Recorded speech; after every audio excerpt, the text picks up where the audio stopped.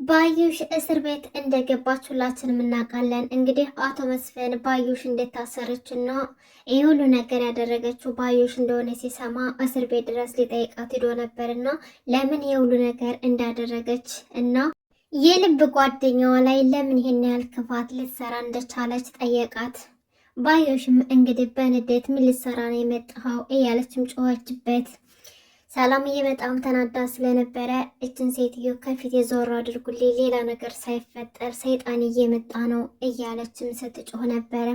እንግዲህ አቶ መስፍን ለምን እንደዚህ እንዳደረገች ባዩሽን ሲጠይቃት ከወይዘሮ ሜላት በፊት ባዩሽ እንደምታፈቅረውና ፍቅሯን እንደቀማቻትና በዛ ምክንያት እየተበቀለቻት እንደሆነ እያንዳንዱ ነገር ነገረችው።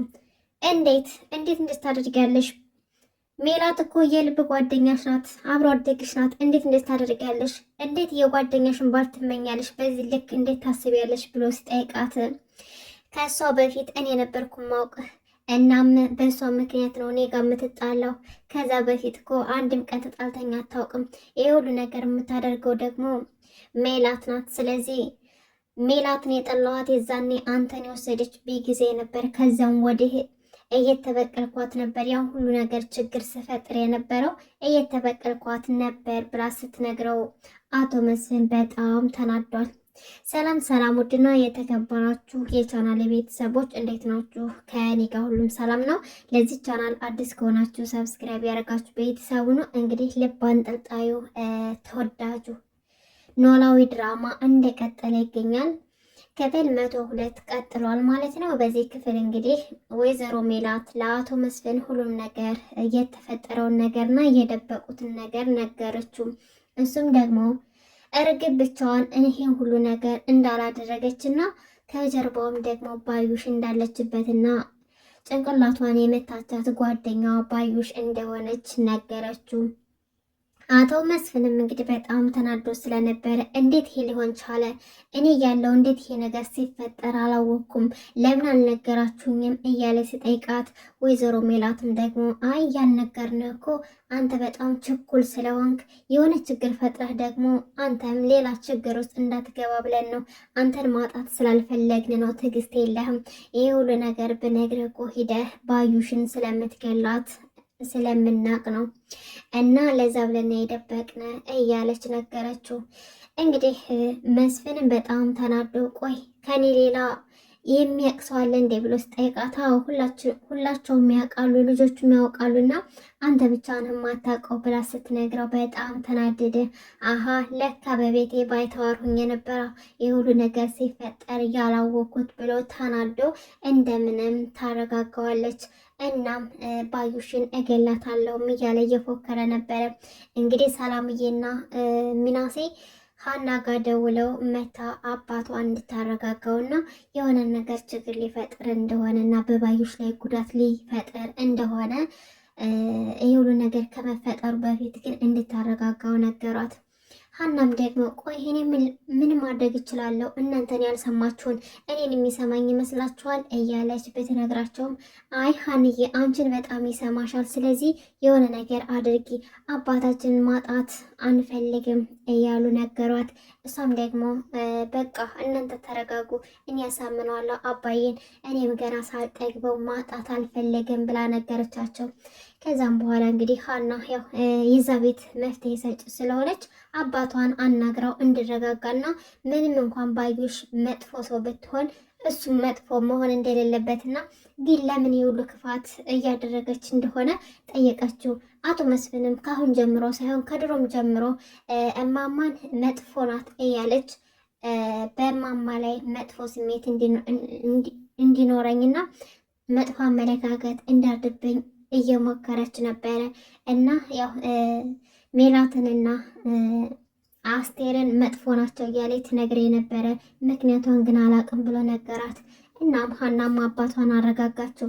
እንግዲህ እርግብ ደግሞ ያንን የወይዘሮ ሜላትን ወርቅ ያው ተምቹ ወስዶ ለሀና ሰጥቷት፣ ሀና ደግሞ ያንን ቦርሳ ተቀብላ እቤቷ ባስቀመጠችው ሰዓት ነበረ የሀንዬ አባት አቶ ኖላዊ ያንን ቦርሳ ይዘው ሂደው ለሀና እናት ለወይዘሮ ሜላት የሰጧት። እንግዲህ በአንድም በተዘዋዋሪም የወይዘሮ ሜላት ወርቅ እጇ ገብቷል። ነገር ግን እስካሁን ድረስ ያ ፖርሳ የያዘው የእሷን ወርቅ እንደሆነ እንኳን አላየችውም ነበረ። እንግዲህ ያው ሀናም ምናልባት ወይዘሮ ሜላት ያን ወርቅ ስታየው ምናልባት ሌላ ነገር ሊፈጠር ይችላል። እስካሁን ባለው ግን ወይዘሮ ሜላት ወርቁ የእሷ ወርቅ እዛ ቦርሳ ውስጥ እንደሆነና ያ ቦርሳ ምን እንደያዘ ራሱ አታውቅም።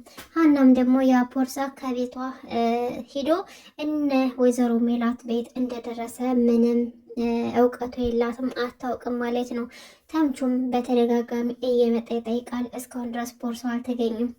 እንግዲህ እርግብ ያው ተምቹ በተደጋጋሚ ተምቹን እባክህ ዘሪሁን ቦርሳዬን መልስልኝ እያለች ብትማጸነውም ተምቹ ግን ያው ቦርሳውን የወሰደው ለክፋት ሳይሆን ማስታወሻ ቢቀርል ቢያንስ ጠረኗን እዛ ቦርሳ ላይ ያገኛለሁ ብሎ ነበር። ነገር ግን ከፍቶ እንኳን እስካሁን ድረስ ምን እንዳለው አላወቀም እና በተደጋጋሚ ስለ ቦርሳው ስትጠይቀውም ይሄ ቦርሳ ምን ሊኖረው ይችላል ብሎ እንኳን አልነቀም እና እሷም ደግሞ ይህን አጋጣሚ በፍቅር እያታለለችው ቦርሳዋን እንዲሰጣት ለማድረግ ሙከራ አድርጋ ነበር።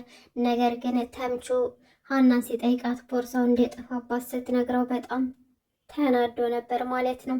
አሁን ላይ ደግሞ እንግዲህ ባዩሽ ከእስር ቤት ለመውጣት የሚያግዛት ሰው አለ። ያ ሰው ግን ከሷ ጎን ሆኖ የእሱም እጅ እንዳለበት ግልጽ ነው።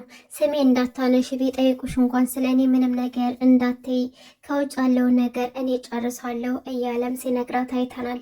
ወይዘሮ ሜላት ደግሞ ጓደኛዋን ባዩሽን ይቅር ልትላትም ትፈልጋለች። ቢያንስ እንኳን በእሷ ምክንያት ልጇን ስላወቀች የሰራችው ነገር ቢጎዳትም ብትናደድባትም እንኳን እሷ በራሷ መቅጣት ነው እንጂ የምትፈልገው እንድትታሰር አልፈለገችም ነበር። ነገር ግን አቶ መስፍን ሄዶ ካናገራት በኋላ ምንም ነገር እንዳልተጸጸተችና ያደረገችው ነገር ትክክል ሆኖ እንደታያት ሲነግራት ወይዘሮ ሜላት በጣም ተናደደች። ጭራሽ ባዩሽ እንደዛ አታደርግም፣ እኔ እና እሷን ለማጣላት ነው አይደለ እንደዚህ የምትለኝ? መስፍን አታዋሸኝ፣ ምንድን ነው ያወራችሁት? ንገረኝ፣ ምን አለች እያለች ጠየቀችው።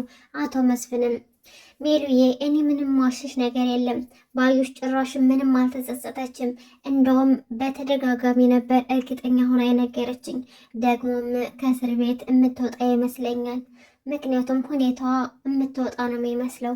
የሆነ ነገር ላይ እርግጠኛ ሆናለች እና በኩራት ነበር ስታናግረኝ የነበረው ብሎ ነገራት። ወይዘሮ ሜላትም እንግዲህ ወይኔ ሜላት አታውቀኝማ፣ እኔ ያለሁኝ በፍጹም ባዩሽ ከእስር ቤት አትወጣም፣ እኔ እስካልፈቀድኩላት ድረስ መውጣት የለባትም እያለች ተናደደች። እዝራ ደግሞ እንግዲህ ከሀና ፍቅር ስለያዘ እና ሀናን በጣም ቀርቧት እየሸኛትም እያወራትም ስለ አንዳንድ ነገሮች ስለ ቤተሰብ፣ ስለ አባቷ፣ ስለ ቤተሰቧ እያወሩም ነበር። ነገር ግን ዛሬ ከባድ ውሳኔ ወስኗል። እንግዲህ እዝራ እኔና አንቺ መለያየት ይኖርብናል። ከዚህ በላይ ልጎዳሽ አልፈልግም። በዙሪያ ያሉ ሰዎች ኩራተኛ እንደሆንኩ ነው የሚያስቡት። እኔ ግን ኩራተኛ ሁኜ ሳይሆን ቀርቦ መለየትን ስለመፈራ ነው። ሰው መቅረብ ሳይሆን መለየት ነው መፈራው። ስለዚህ ለአንቺ ደግሞ ውስጤ የፍቅር ስሜት ስላለብኝ ራሴን አላምነውም። ስሜቴን እያመንኩት አይደለም። በዚህ ሁኔታ ልቀጥል አልችልም። ከአሁን በኋላ መለያየት ይኖርብናል። ከአሁኑ ብርቅሽ ይሻለኛል ብሎ ለአንድና ለመጨረሻ ጊዜ ውሳኔውን ነግሯት ትቷት ሄደ። እንግዲህ ሀና በጣም ተደናግጣ ነበር። እዝራ ለምን ሄደ? ለምን እንደዚሁ ቤስት ጓደኛ ሆነን አንቀጥልም? እንደዚሁ ባለንበት አልቀጠልንም ብላ በጣም በሁኔታው አዝና ነበር። ምክንያቱም እዝራ ይወዳታል፣ ያፈቅራታል። እሷ ደግሞ ለፍቅር ቦታ የላትም።